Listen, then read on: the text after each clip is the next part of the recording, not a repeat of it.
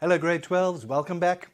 Now in this lesson number 3, we're continuing with our discussion about the Cold War. And the one question that we have to ask is, how did the Cold War affect international relations? Now we're going to be looking at 3 major conferences. Now can you believe it? In the middle of a war, the leaders still managed to have a conference and get together. So let's have a little bit of background, shall we? Germany's invasion of Russia in 1941 forced Stalin to seek military help. Now, we've already seen that despite the very different political systems in Russia, the United States and Great Britain, the threat of a common enemy brought these 3 leaders together, and they were called the Allied States, or they call themselves the Allies. Now, the leaders of the 3 powers met fairly frequently, declaring their shared beliefs as well as a way of maintaining morale in their respective homes. And in 1942, the Atlantic Charter gave support for the principle of national self-determination. So let's have a look at some of the wartime conferences. First was in November of 1943, we had the Tehran Conference, and that was attended by Churchill, Roosevelt, and Stalin. So it was decided at that conference that Britain and the United States would not invade Germany by going through Greece, and this left the Red Army, or the Russians, to defeat the Germans in Eastern Europe.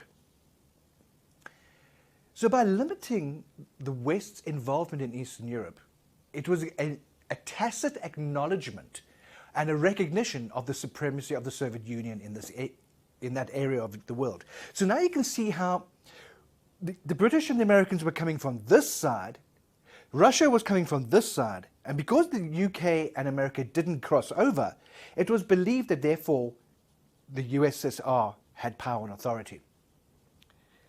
In 1944, a year later, there was an agreement between Churchill and Stalin because the Red Army liberated Romania and Bulgaria. Now remember, those countries had already been annexed by Germany. And the Soviet Union would then have 90% control over Romania and 70% control over Bulgaria. All right, but Stalin believed that the world had to have a free hand in Eastern Europe. In other words, keep your hands off. Because Stalin already started thinking about Soviet expansion. In February of 1945, we had the Yalta Conference. Now, Germany, by this stage the war was coming to an end, had ended actually. And Germany, as well as its capital Berlin, would be divided into 4 separate temporary zones. And those 4 zones would be run by America, Britain, France, and the Soviet countries, like the Soviet Union. So, and the countries in Eastern Europe that were liberated from Nazi occupation would hold free elections. And that would be to determine what government they wanted. The United Nations would be created, and Eastern Europe would be seen as a Soviet sphere of influence. Now, the Soviet Union wanted to help defeat Japan once the war in Europe was over. And Stalin wanted the border of USSR to move westward towards Germany. But by this stage, Churchill was completely anti this whole thing. So this was starting to show a little bit of friction between the leading powers and the main powers.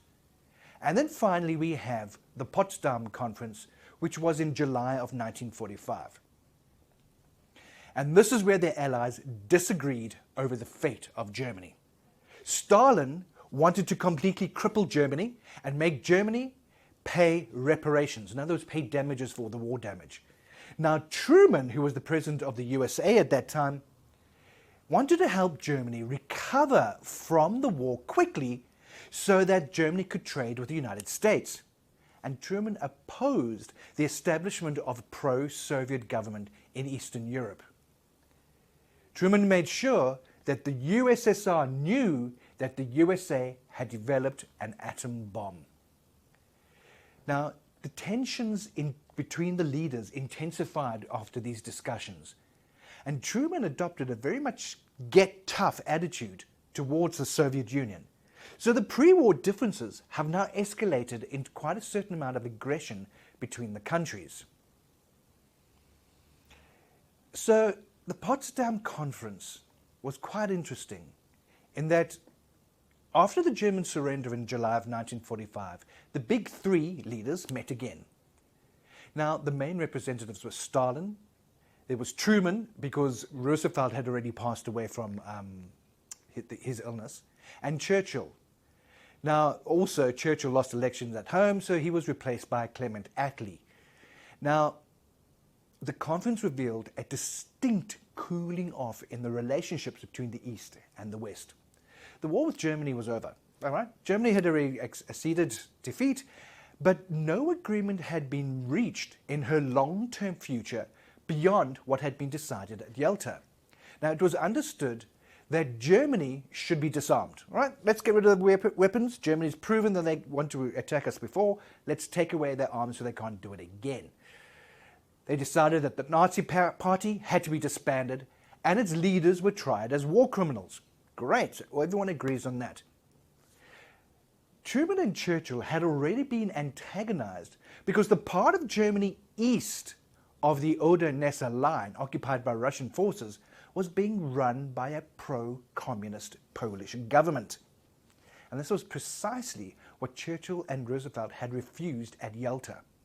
What's more, the Polish government had started to expel 5 million Germans living in this area. So immediately we can see that the Soviet leaders were starting to treat Germany negatively in the completely contrary to what the American and the British leaders wanted. But, you know, despite all those tensions, there were a few things that were agreed upon. So Germany was to be run by a control council made up of the 4 military commanders of the 4 zones. We've already mentioned them: the USA, Britain, France, and Russia. Germany was to be given a chance to rebuild its life on a democratic and peaceful basis. All Nazi leaders were put on trial, and there was reparations that needed to be made. Now, each power could take what it wanted from the zone in which it managed. In addition, Russia could take 25% of the industrial equipment in other zones so that it could make reparations for their sections in Germany. Now, unfortunately, this division and this agreement left Stalin with no access to the rich mining and industrial areas, and therefore the West approved new Polish boundaries. Now, Stalin would have preferred to see Germany totally crippled, but Truman did not want a repeat of the Treaty of Versailles. I mean, the Treaty of Versailles, as we know, led to Germany's downfall. Now, similar arrangements were made for Austria. Now, just as significant of what was said and agreed at the Potsdam Conference was what was not said. Truman did not inform Stalin about the nature of the atomic bomb, although he did tell Churchill at that conference. And a few days after the conference ended, 2 atomic bombs were dropped on Japan, and the war ended quickly on the 10th of August without the need for Russia to go against Japan as they'd already promised. Even so, the Russians still went ahead and declared war on Japan on the 8th of August and invaded Manchuria. And though they annexed the south and the southern regions, as was agreed at Yalta, they were allowed no part in the occupation of Japan. Wow, so the Russians were getting quite upset about this whole thing. So what we're going to do now is, remember one thing of importance. The world had technically now entered a nuclear age.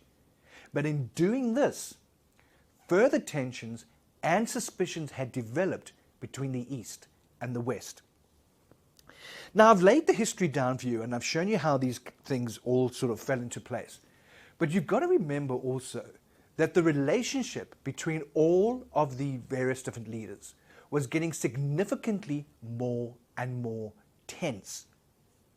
So let's take, for example, the Yalta Conference in 1945. Now, the war was still going on, but they thought Yalta was a great success. And they established a new organization to take the place of the League of Nations, and that was called the United Nations Organization. They looked at Berlin as a capital city. Now, here's the catch. Berlin as the capital was in East Germany. Now, the whole of Germany was going to be divided into sections, but Berlin was also divided into 4 sections. And this raised huge questions and huge difficulties, and we'll be looking at those a little bit later.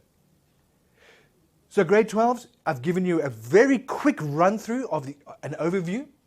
You need to go back now and have a look at the different conferences, the participants, what was properly agreed, and how those agreements were rolled out and established in a new post-war Europe. And if you want to carry on and find out a little bit more, I'll see you shortly and we'll discuss some of the kind of questions that you could be asked around this topic. Good luck. Hey grade 12s, well, we've been looking at the Cold War and been looking at the conflict between nations. Now, we are at war at the moment as well. Bear in mind that even though there's no battle so much, we are at war with the COVID-19 disease. And I just want to encourage you and remind you, maintain your social distancing, keep 1.8 to 2 meters away from people around you. Always make sure that you're wearing a mask or a screen, and most importantly, don't forget to sanitize your environment and wash your hands. You need a good cleanser that goes up to or higher than 70% alcohol. And if you want to know about washing your hands, there are various different things and techniques about showing how to wash your hands properly. But remember that it's a minimum of 20 seconds. And in fact, if you want to time yourself properly, then you do that by singing happy birthday to yourself. So I just want to wish you everything of the luck. Stay safe, make sure that you sanitize, make sure that you social distance, and stay healthy, everybody. Good luck.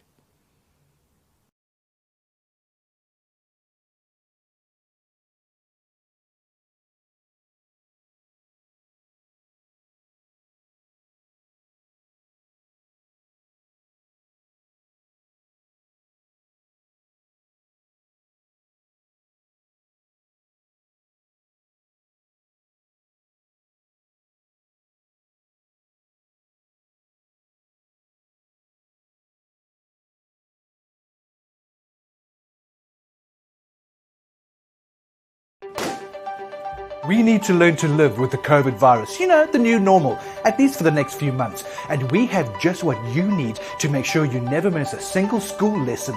And it's absolutely free, mahala! High quality, powerful, animated lessons for all your subjects. So don't spend a cent until you have tried iWhiz. It's everything you need. All video lessons, textbooks, workbooks, exam prep. We want you to ace 2021.